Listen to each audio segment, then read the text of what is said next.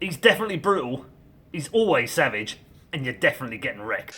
Now, FaZe won ESL Pro League Season 17, completing the Intel Grand Slam Season 4, winning $1 million and further immortalizing their lineup in history as one of the best to ever play. But they didn't actually come into this event as favourites for most people in the scene. I actually always had them there as a favourite and one of the teams that should at least be considered with the G2s and the Heroics and the Navis that you expect to win the event. But a lot of people had bailed on them. Everyone was saying, well, the last time they won an event was like almost a year ago because it was in July when they won IEM Cologne, obviously, before the play break. But you have to consider, it's not quite as simple as that, is it? Like, that's a bit reductive as an initial statement. They were 2 rounds from winning Blast Fall Finals, over Heroic, by the way, at the end of last year. Then they were in the semis of the Blast World, which obviously G2 ended up winning in quite impressive fashion. They were losing these tournaments to the champions, by the way. And they looked legit. They looked like almost as good a team. It's why my take on Hot Take Point Made, which, by the way, is aged beautifully now, that episode and the past ones, where I said I did think that FaZe would win the Grand Slam and that they would do it before G2 and all that jazz, right? I said I thought that FaZe was only 5% worse than when they were at their peak and winning the titles last year around this time. Because the eye test checks out. You look at the maps they're good on, you look at the way that Karrigan calls, you look at the situations they're getting into, you look at the individual performances, and it was just losing a few clutches here and there. It was just blowing the odd 14-14 round. The kind that they always used to win early in 2022, but I don't believe that it's a case that, like, you were just the best, so you win every lucky or questionable scenario. I think what happened was they had an insane amount of, a little bit of luck, but also they were in a situation where individual genius could allow them to win these situations. If even just that player has the odd round off, a slightly worse performance, someone doesn't teamwork the same way in a 2vx, you just lose those rounds. Or you have a team like G2, blow everyone out the server with firepower, start to take over and dominate nuke. You have people like Heroic do amazing counter calls and have big players from people in their teams. You can see how Liquid obviously has firepower to have crazy upsets even if they don't tend to win. You can see how FaZe could be denied these titles even though they were still in position to have won a lot of these titles. If anything, shows how amazing they are that even on their down period, they're still making semis and finals and they're still going head to head with the best teams in the world and taking them right to the limit. That's pretty legit, right? So instead, people looked to G2 or Heroic or maybe a miracle run from Liquid or Vitality, the teams we expect to be the big dark horses. But G2, Heroic and Liquid and Vitality all eliminated by others, and Vitality actually beat FaZe in the tournament, it's just it was in the group stage.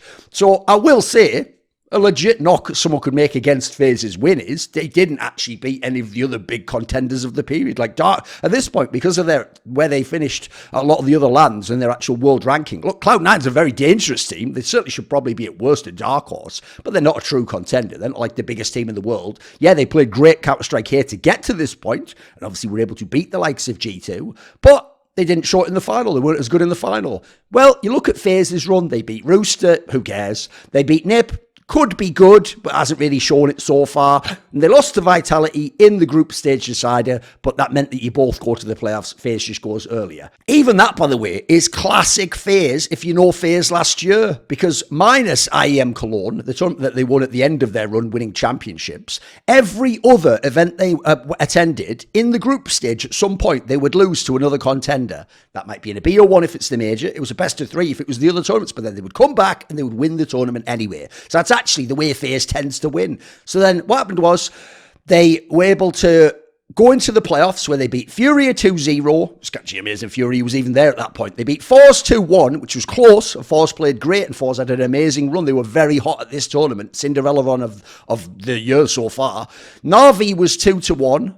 That was a dominant third map performance. That was the Mirage blowout pretty much, where yes, they had some comebacks because of people like Simple, but it didn't matter. It was always going to be FaZe's. And then in the final, they won 3-1 over Cloud9. And quite frankly, it could have been 3-0. And they looked, it wasn't like it was like comfortable, but there were definitely some problems on the side of Cloud9 that allowed FaZe, in my opinion, to be able to win the tournament, and especially the final, without too much resistance. By the way, they even won on the map. Everyone said Cloud9 had the best chance to win on Ancient. Forza was very hot this tournament, along with ENCE and Cloud9. Na'Vi let's be real, they're somewhat back if you look at how Simple's played. Electronics levels going up. Bit still hasn't quite figured it out. The NPL thing's terrible. But aside from that, they're at least getting the frag in again. And Cloud9 was just blazing. Quite frankly, I think it's only the pressure of the final, even though there wasn't a big crowd, that meant that T-side calling, that was some of the worst T-side calling you'll ever see from the final. It was really, really bad stuff. And the stars of the Cloud9 team just couldn't last through the whole best of 5. By the end of the best of 5, Axar was -1, Shiro was -4. You expect these guys to be fragging out like Twistzz, Ropi and Brocky, etc., but they just weren't able to over the whole series, and especially that Inferno game. That seemed to just absolutely sap Shiro's superstar energy, right? He just couldn't get his AWP ever going. By the way, just as an aside, another unsuccessful denial of the Grand Slam. Everyone who gets to the point where they can win the Grand Slam wins the Grand Slam if they're in that final. That's just happened every single time. Astralis, Team Liquid, Na'Vi, and now FaZe. No one's ever been able to deny and earn the $100,000. Now, in terms of how FaZe won it, first of all, Rops is the MVP for me. If I look with the eye test, I look at like impact rounds, I look at like the who was needed to save a round, who was putting up the big frags, who was fragging and keeping you in games where other people struggle. It was Rops for me. Individually, I actually think he's now approaching his career peak again. The way he was at the end of Maus, when Karrigan was still there and he was still really good. I think he's actually becoming, this is why I always thought when Karrigan got with him, and especially when they changed his role in 2019, like this guy could be unbelievable. Because I see him as like the next NA.G.O.A.T. Now, he hasn't yet developed fully into that, but I always thought, well, you saw how good Karrigan and NA.G.O.A.T were. Imagine if this works, because the difference is Rops respects Karrigan. Rops is totally on board with it. You notice all of them are. None of them question him in the way that the old big stars were, because the problem was, like, look, Nico's Nico. He hadn't had the big success before. But you look at people like obviously, Olaf Meister's won everything with Fnatic already, and a totally different style of team. You've had Guardian already be with people like Zeus and other great, and by the way, Guardian respected Karrigan as well, I can tell you right now. So, difference is, it's also the relationships key there. So, Rops was amazing at this tournament. Twistzz and Brokey, if you have different criteria, you could make a legit call for either of these to be the MVP as well, which, by the way, shows you they are truly back to doing it by committee, and they all showed up. It's also why, in all discussions about how great some of these players are, Karrigan, the IGL, can get a lot of credit for these titles, but it doesn't make sense, in my opinion, to compare the three in the committee as though they're the one that won that trophy, and then some godlike player. Like, for example, is Brokey a greater player than Nico because Brokey's won the major and the Grand Slam? No, because the difference is, if Nico won it, maybe not with this G2, it would because Nico was the reason, the main star, probably the MVP of the whole thing. When Brokey does it, sometimes Rops is the MVP, sometimes Twistzz is, sometimes Brokey is himself, sometimes Rain is. Well, you know what? What a fabulous set of teammates, and what a fabulous team to have that happen within, right? It's a different ball game. It's why I don't really see anyone do this, but I think you'd be a fool to say that, like, Scottie Pippen is better than LeBron James because Scottie Pippen won 6 titles. Like, he sort of did, but not really in the conversation of how you're meaning LeBron won titles. So I think that's always when people get in the weeds and they quite frankly waste everyone's time. So in my opinion, the part people will also miss is, I've talked about the mega performances of the big three and the stars. Oh yeah, don't worry, Rain put in another of his big tournament. He doesn't do this on a lot of the small ones. He just seems to pick the big ones somehow.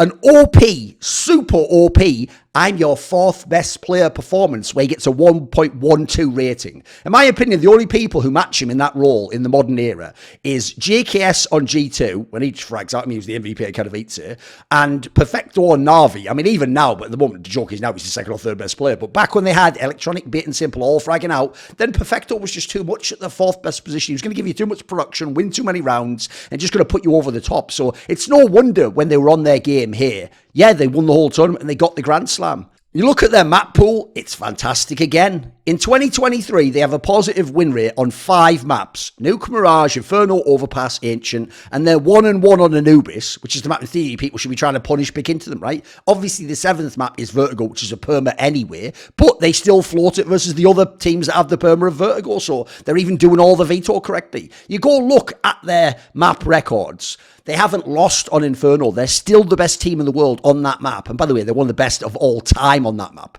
They are, over the last 12 months on that map, 28-7. That is fucking 80%, guys. That is just impossible. Like, there's no way that can be that good. Remember, this is Inferno. Those are like prime Astralis numbers. That's just too good. And also, Just a map that perfectly fits Karrigan's T-side calling style. Nuke, they're still elite on 4-2. Obviously, they've lost to Vitality in that OT game. G2 tends to win it against them. Ancient, they're 5-3 on, even though people think it's like a punish you can pick into them. Mirage, they're 4-2 on, because they'll just always be good on that map, and it's amazing for the trio. Overpass, they're 3-2 on. Again, you think you can get them on that. You can sometimes, but they're going to have a crack at beating you on and 2-0 on you. And then Anubis, they're 1-1.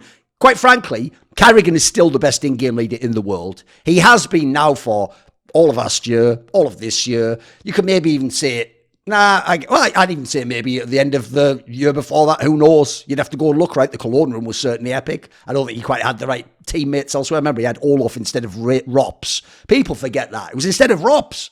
That's who would be in this position instead. By the way, shout out to everyone who said Rops wasn't the key, misimpeached, and this wouldn't complete the team. Y'all don't have an eye test. Just maybe learn a thing or two. This is my first rodeo.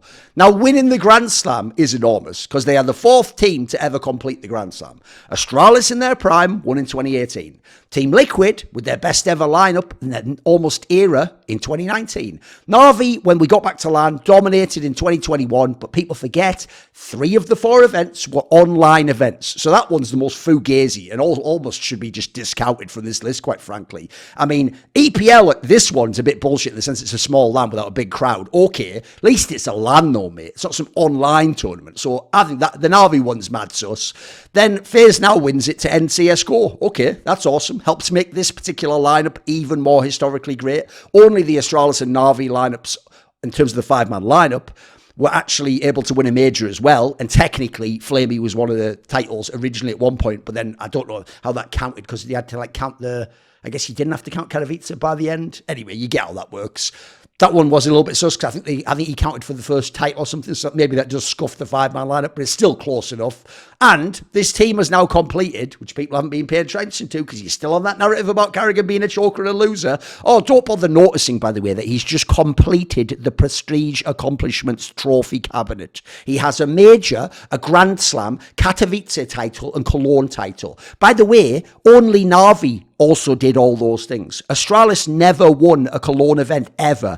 Make whatever excuse you want. There were these were some of the most important tournaments of Astralis' time period, including their era, and they never won a single one. I'm not saying that doesn't make them the greatest of all time. You have to live with that though, and no excuse will deny it. Now, a reminder, Grand Slam did only exist from 2018 onwards, so we're not counting this against the great teams of the years before. They didn't have the chance to win a Grand Slam. In fact, someone went back and looked like, would you have won a Grand Slam if there'd have been one back then? I think 1 or 2 of the teams would have. Now, for Karrigan, this is huge, because first of all, he actually was the guy who somewhat let the first Grand Slam get away from him. His FaZe clan could have won the first Grand Slam. They were at 3 notches, and 2 of those were with stand-ins. He had the IM Sydney over Astralis with Exist, and then he had ESL Belo Horizonte over the mouse spots with nothing instead of Oscar, when he had Kroban as the stand-in. So to me, this title is just yet another way that one of the potential GOATs builds a GOAT resume. Because, mate, I don't think people understand this. When you say it, but he's only won 1 major. No, he won 1 major with a totally international team. Glaive won 4 majors with all Danish players. If you can't see that there's a difference between those majors, how hard they are and the circumstances, I don't think you're even trying. So he won a major and a Grand Slam with an international lineup. No one in history's ever done that, ever. He had 0 world number 1 contender players over that time span, by the way. Glaive had Device, mate. Blade had Simple. Who did he have? He had Rops, he had Brokey, and he had Twistzz. And you can just go look at the numbers, you can go look at the ratings, you can go look at the rankings. None of these players are in contention for best player in the world. He had 0 GOAT contenders. I've just told you. Blade had Simple, and Glaive had, I'm saying Blade like he's the IGL, but you know what I mean. And obviously Glaive had Device, who was winning all the MVPs.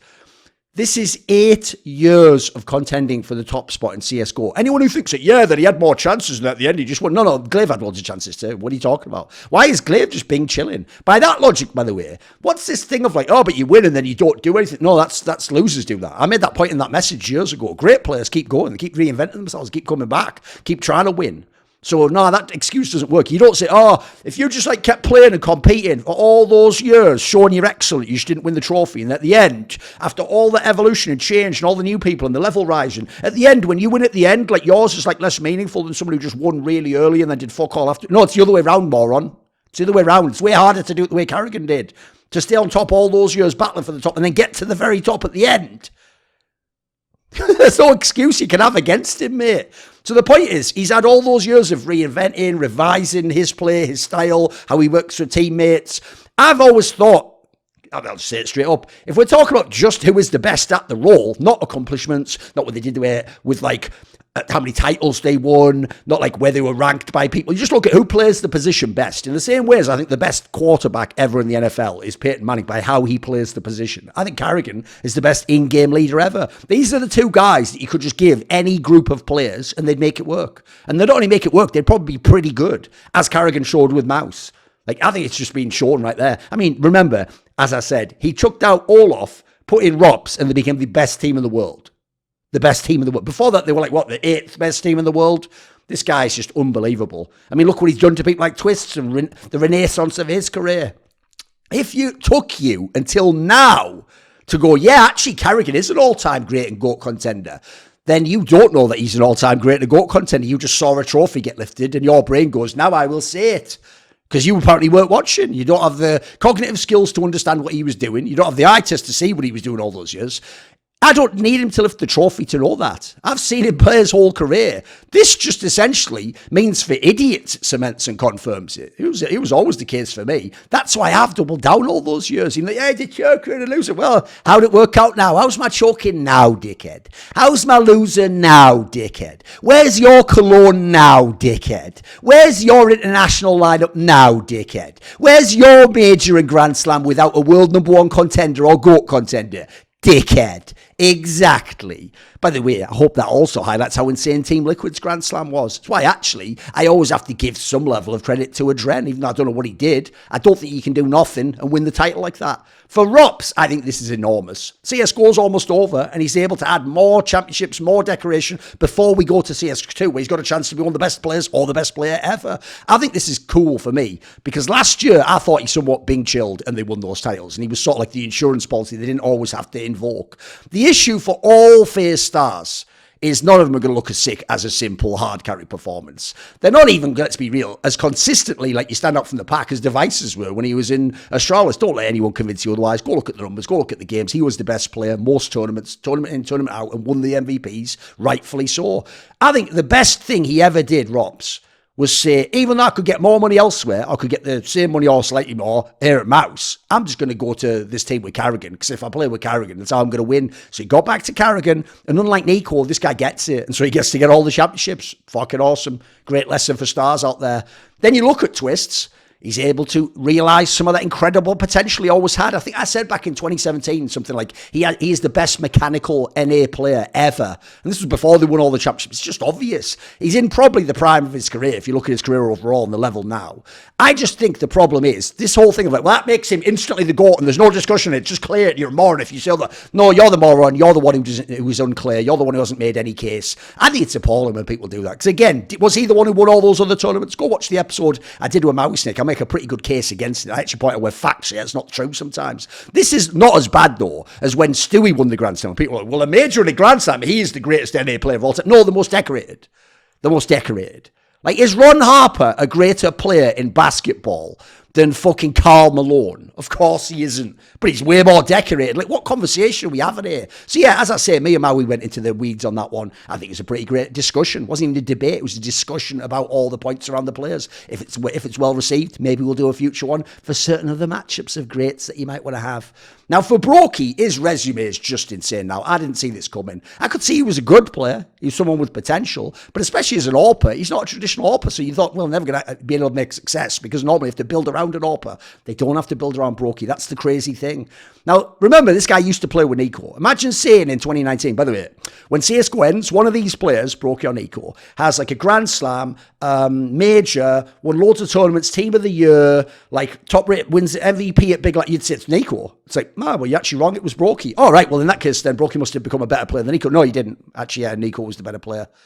This is just why your career is so much more than your individual play. If you're talking purely about titles, it's about how it's GM'd, about what decisions you make, about what teammates you end up with, what form they're in. There's so many variables out of your control, for fuck's sake. And quite frankly, the most impressive thing about Brokey is that he did it all as a non-traditional AWPer. He is still the AWPer because he found the perfect team setup where they don't need all the AWP. In fact, on T-side, they can just run the rifles, can't they? So it's like he has the space and he has the range to make his style work. If you put Brokey at all ranges an AWPer normally goes at, he wouldn't be as good. You let him go mid-range and move around and be very mobile and take fast flick shots, then he's going to do a lot, hence why he wins all those 1vx's. And by the way, he still wins all the 1vx's. He is so clutch now. I think year on year, he's gotten better and better and better at that. And he is a contender for best clutch player in the world. He even gets, like, in the same way as great goal scorers also get all the easy ones and the lucky ones too. He gets the little tap-ins and the headers and it bounces off your knee. He even wins all those 1v1s where it's like, he didn't really do anything. He was just the last one alive. But he's always there and he always closes it out. So it's no wonder that this team is complete when they're at their peak. And then you've got who? Rain, the fourth best player.